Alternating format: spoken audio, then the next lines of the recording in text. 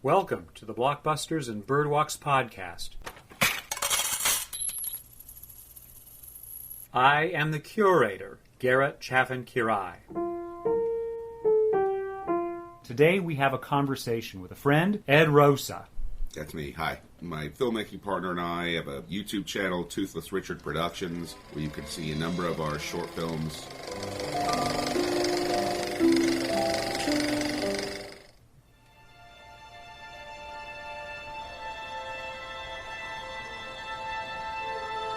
A blockbuster is a film that makes disgusting amounts of money.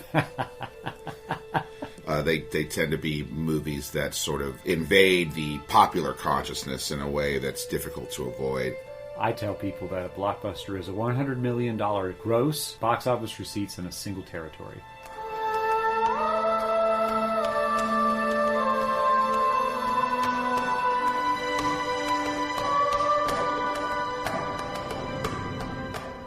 Sound of Freedom is about a red-blooded, God-fearing American patriot who loves the sound of freedom so much that he is willing to abandon any and all quality time with his own children so he can travel to other countries and rescue somebody else's.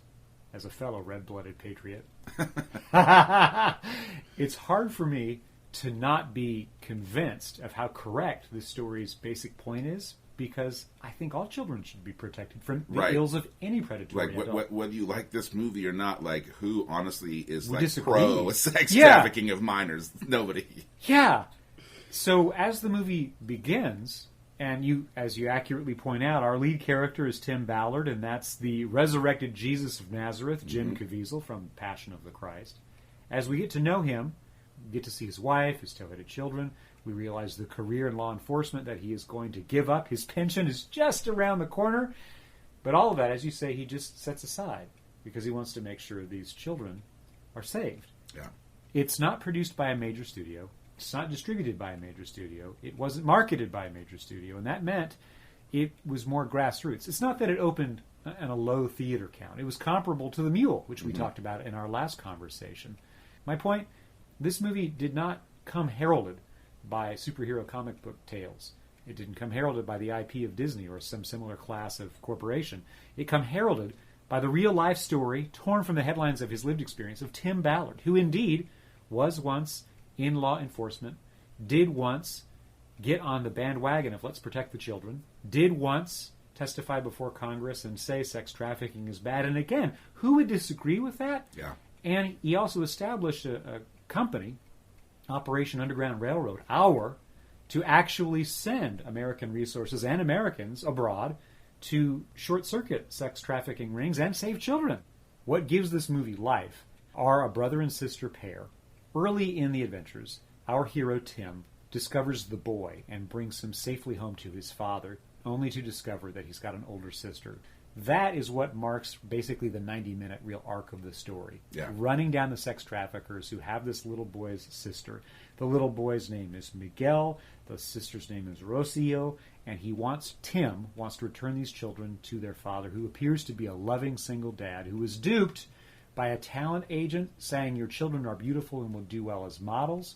He drops them off for some photography and to establish their headshots, and they disappear. So then Tim and his gang of various hangers-on discover how to roll up this ring, and they do. I've seen a lot of Law & Order SVU over the years, and this movie plays as a feature version of a lesser episode in that series, basically focused on the same thing, the procedural nightmare of rolling up predatory adults and preserving the innocence of children.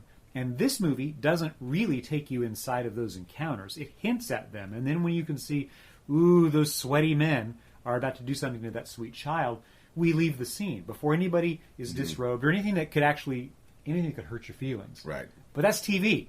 It's also in widescreen. It's a really big rectangle shape.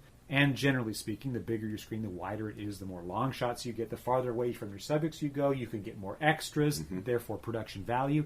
And the movie employs some of that. However, a lot of it is contemplatively focused on our lead character, Tim, his various helpers, the various victims that we're meant to care for. But in the end, it's slow. If I took this thing into premiere it would be much shorter because I would trim off a lot of just kind of the stuff that's just there for some purpose that I can't determine. I don't know if Jim Caviezel can act well or not. I dislike that in any movie that I see because I demand that these characters be fresh in some way and give me a sponge of real personality that I can get in bed with, so to speak. But when it's such a banal thing to protect the babies, of course. So what? And that doesn't give me a whole movie's interest in this guy. The only thing I got about this guy is that he's probably Catholic. And I think the actual Tim Ballard, he might be LDS. Okay, I thought that too, yeah. But I didn't see any other wives. Right. And I barely saw his one wife. Right. Mira Sorvino, who's got second billing, and she's is an in it for Academy Award winning. She's a powerful actress, and she's in it for like 30 seconds. And she nibbles a couple of lines and got a paycheck. But the funding company and the distributor of this, I think it's called the distributor, Angel Studios, is partly kind of a Kickstarter crowdfunding resource for doing Christian-oriented television and movies. That's another thing, there wasn't a super heavy-handed religious message in this other than a couple of lines, but I'm like, these production values, this acting, this writing, all of this is on par with, like, God's Not Dead. I want to take a sidebar, because there's an important secondary character, a guy named Vampire, played by Bill Camp, who's a recognizable sort of second-tier supporting actor. And this fixer used to work for the Medellin cartel, was in prison. His sentence was up, and he was released into civilian life. And for some reason wasn't murdered on sight by the cartel who once employed him. Well, because he kept his mouth shut. Oh, okay. Right. He did his time. He was able just to be in prison, and then he was released, and they kind of leave him alone to basically run flop houses, drug dens, bars, and it seems like he's also a brothel owner. But that's a cover, because in fact, he wants to make sure these children aren't trafficked either. Now, going deeper on this guy, Vampiro, his coming to God moment was after he left prison. He was awarded free sex from the workers on the payroll of the Medellin cartel. And he thought, okay, this is my just rewards for getting out of prison and saving the word and not giving away secrets. And he sees this woman who he presumes to be in her early 20s, takes her to bed, wakes up the next day and sees that she's clearly not in her 20s, but is, okay, she says she's 18, all right, but then realizes, no, she's younger, and then eventually discovers that she was 14. So as a point of view character goes, he's a child rapist. And him being a child rapist is what caused him to realize, that's bad. And I need to turn my cards and actually become a child protector. Well, yeah, his story, he's like, he comes out of the bar, all jacked up on coca. He sees the girl, 20, 25. It isn't the fact that, here I am abusing drugs and alcohol and having sex with prostitutes. It's just the fact that one of them was too young. It's a big time out. You are confessing that you are a child rapist to a man who's running down child rapist and child rapist rings, and that guy is like, okay, cool. We'll work together. That is one thing that I thought was really odd about this movie. Like, did you save that girl? Did you apologize? Did you give her counseling? Did you tithe to her family? Did you re-offer yourself to the authorities for being a child rapist? That's a problem. Another problem is that we have this man of God, Tim Ballard, who's trained in weapons. He's a law enforcement official. But at some point, to roll up this cartel and to save this girl, Rocio, he's going to just Rambo himself through like a forest, and he'll take people apart. There's a moment when he finds Rocio towards the end of the movie and wants to preserve her, and realizes he's got to spring her loose from the kingpin of this jungle operation who's got her in sexual bondage. He's going to have to murder the guy. So he says, close your eyes. Just close them. But he's bilingual. He speaks it in Spanish, so that's nice. And she closes her eyes. And then we get this odd kind of expressionistic moment where she every now and then hears something and opens her eyes, and then we see what's happening. But she remembers to close her eyes because it's violence that we see happening. But the fact that it's dressed up with such formal means, see and unsee, see and unsee. And the movie itself is centered on violations of children. And we get led up to the violations of children.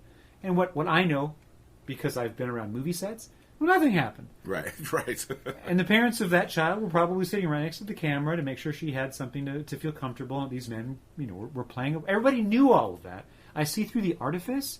And so it's the whole of it wants to be really provocative, but then it screws it up by giving us Vampiro, And then it wants to be really violent. But when we finally get to the violence, we want the child to close their eyes so we don't really see it. But the whole movie's begging for heroic bloodshed. Right. That never gets delivered. And that's the narrative this movie is really trying to do. It's trying to be a Rambo movie. It's trying to be Columbiana. It's trying to be The Equalizer. Mm-hmm. It's really that. Mm-hmm.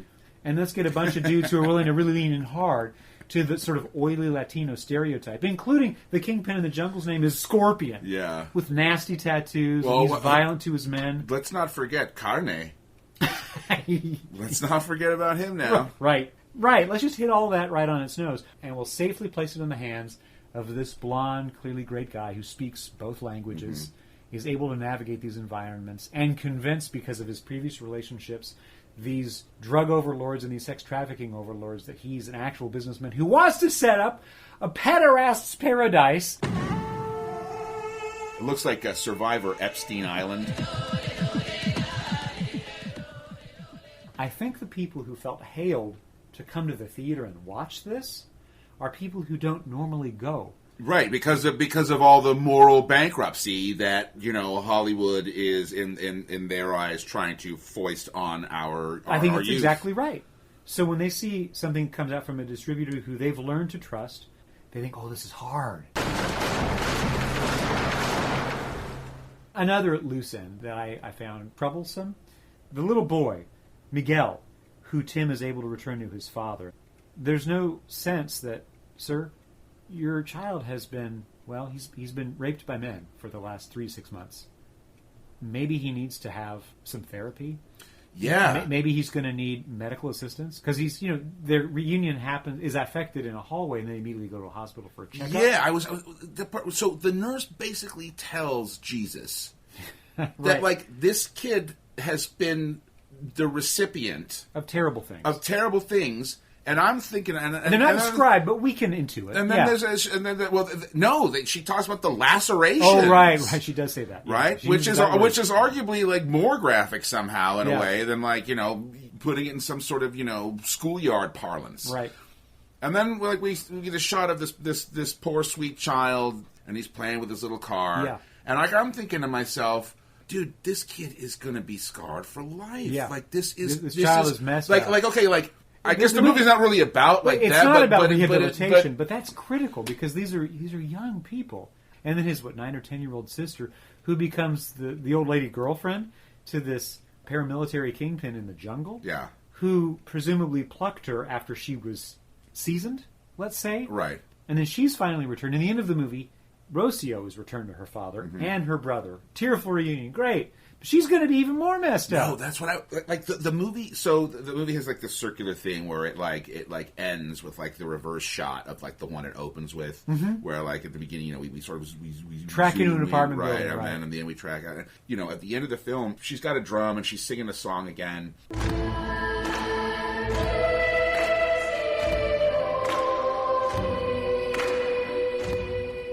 I'm thinking to myself, she's not going to be okay.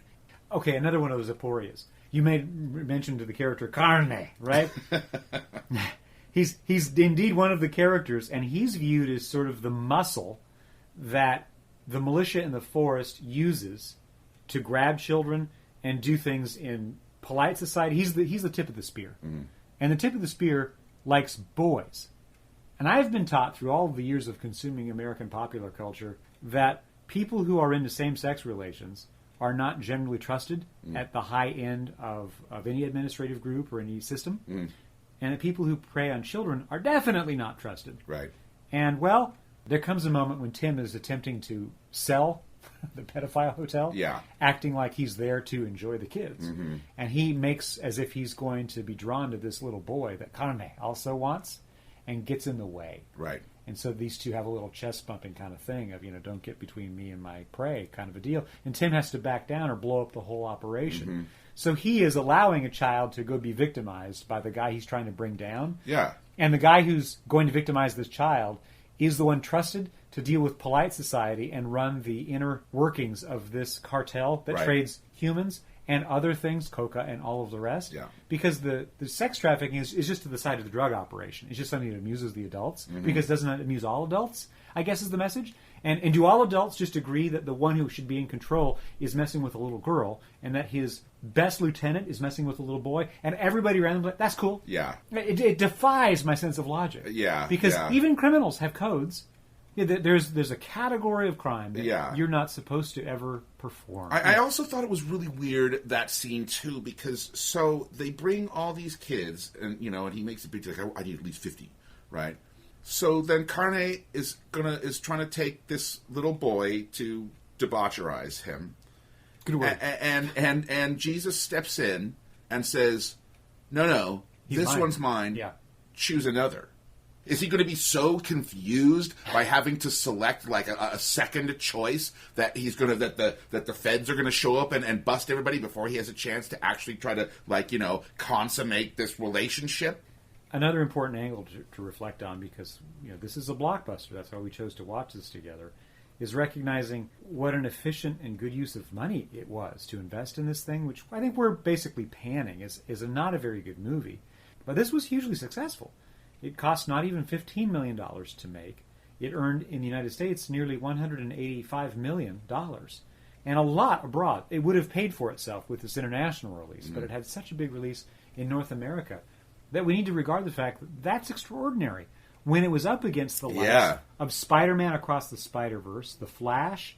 But I think the point is, it was released right on the coattails of Indiana Jones and the Dial of Destiny and Mission Impossible Dead Reckoning Part 1, both of which were expected to do huge business, and both of which were hugely expensive movies. And both of them did big business, but nowhere near what was necessary to be profitable. Right.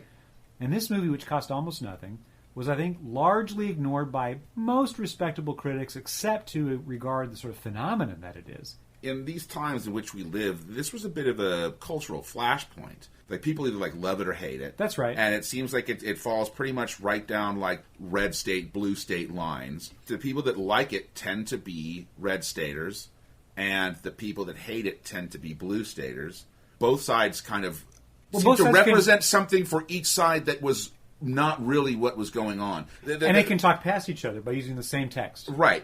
Well, okay, so one thing, especially in today's politics, children are used as the human shield for defending people's political ideology. Okay. Because protect the children. Right, because who could argue with that? Yeah. And if I'm doing something to protect the children and you're against this, well, you're evil. Yeah, right. What level? So the people on the right that seem to love this think that if you did not like this movie, you are pro child sex trafficking. And I think there's also a tone to it. This is a man, that's helpful. White man, that's helpful. Who sees something wrong, and he'll fix it.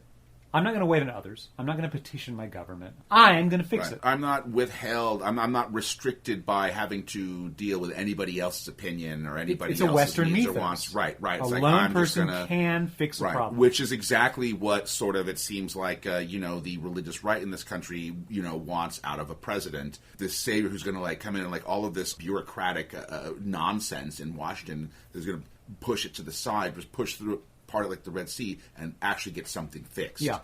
But then for people on the left that seem to hate this movie, they think that anybody that likes this movie is some, QAnon, Magatard, right. Pizzagate believing moron. As with most things, the truth lies somewhere in the middle usually.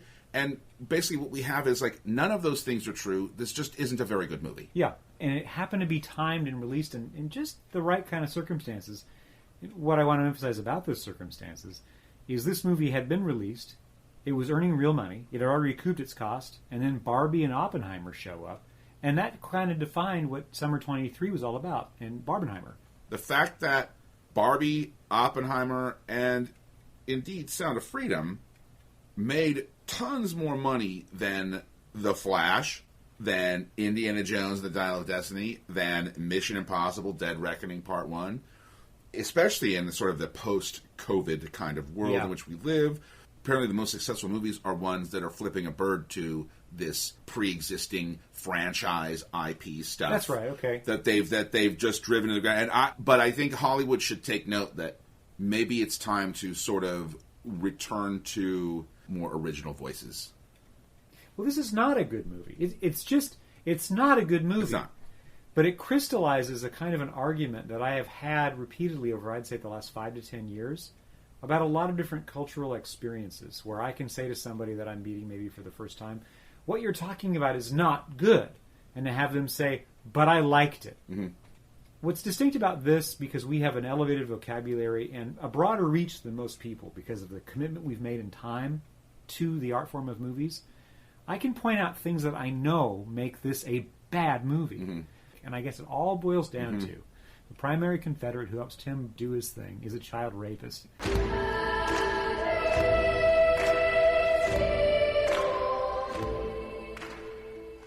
This is Blockbusters and Birdwalks, a conversation between Garrett Chaffin-Quiray and Ed Rosa.